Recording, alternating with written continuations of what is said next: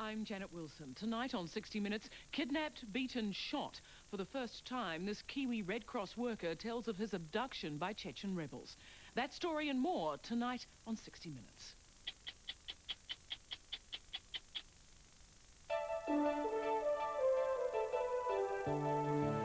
Russia claims it's winning the battle against Islamic rebels in Dagestan. Islamic separatists have been occupying mountain villages just over the border from Chechnya. This from the BBC. Day and night, the Russian armed forces have been bombarding these mountain villages in Dagestan. It's 2 weeks since armed Islamic militants arrived here from Chechnya in an attempt to provoke rebellion against Moscow. But Russia claims its troops are slowly winning the battle to dislodge them, today seizing a key mountain pass, which the militants had been using to bring in supplies from Chechnya. Although with no independent access to the fighting, these claims are impossible to verify. Russia clearly doesn't want a repeat of the costly and unsuccessful war against separatists in Chechnya. And the Russian Prime Minister Vladimir Putin, newly appointed by Boris Yeltsin, has gained support of the head of Russia's Islamic leaders. With December's parliamentary elections just around the corner, Moscow must hope to end the fighting soon. And Russian mafia suspected of selling off old military hardware are at the centre of an FBI money laundering investigation in the United States. Jim Stewart of CBS reports there's a staggering amount of money involved. Western lawmen have long suspected that when the old Soviet army rolled out of Eastern Europe a decade ago, not all of their tanks and weapons went with them. Some of the gear investigators believe was sold instead to middlemen who then made a fortune peddling it to places like Iraq and Iran. The suspicions, it seems, were well-founded. Today, one of those suspected Russian middlemen, Semyon Mogilevich, emerged at the center of an alleged money laundering scheme that now threatens a major U.S. bank. A New York Times report said as much as $10 billion in Russian mob money may have been washed through the Bank of New York in recent months. In a statement, the bank acknowledged it is cooperating in the investigation of the use of the bank to transfer funds from Russia, but pointed out there are no allegations of wrongdoing by the Bank of New York. In a country increasingly rocked by mob violence, federal and international investigators say Mogilevich and his gang stand out. They tend to be brutal. They have no qualms about that. They like to make examples. One report credited by lawmen says Mogilevich employed Russian veterans who became infamous for their torture of extortion victims. Other reports link him to ongoing efforts to sell off part of Russia's aging nuclear arsenal. Certainly the nuclear program in Iran wouldn't even exist, not nearly at the level it is, without the Russian assistance. It's out there.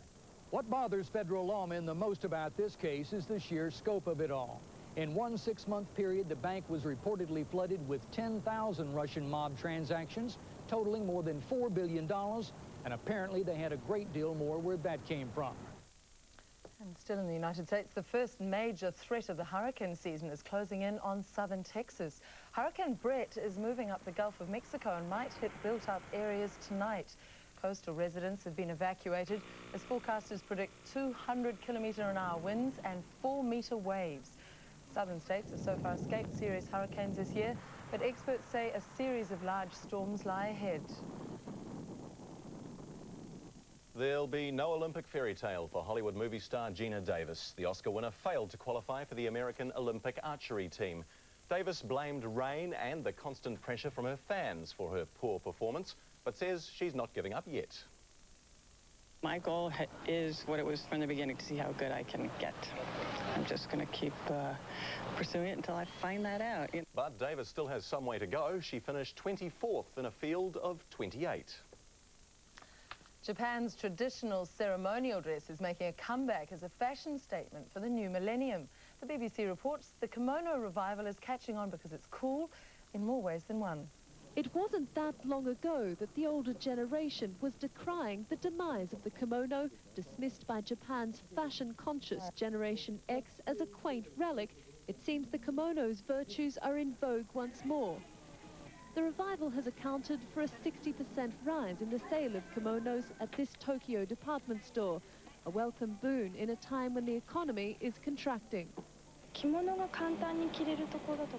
like it because it's easy to wear and it's trendy.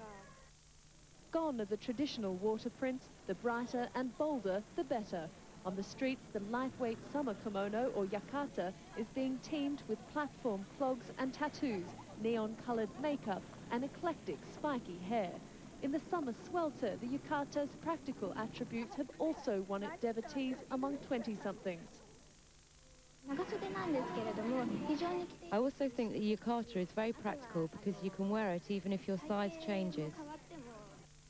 In its extreme form, the old kimono is scarcely recognizable. Takuya Angel calls his iconoclastic collection trad techno.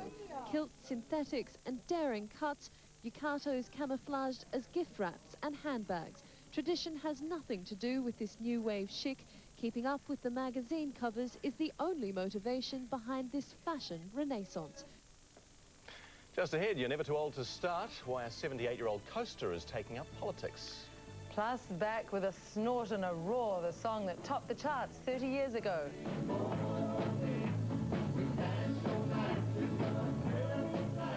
Later in sports, Stars and Stripes on show as Mr. America's Cup bears all. And prime time support as the Rams go after basketball glory.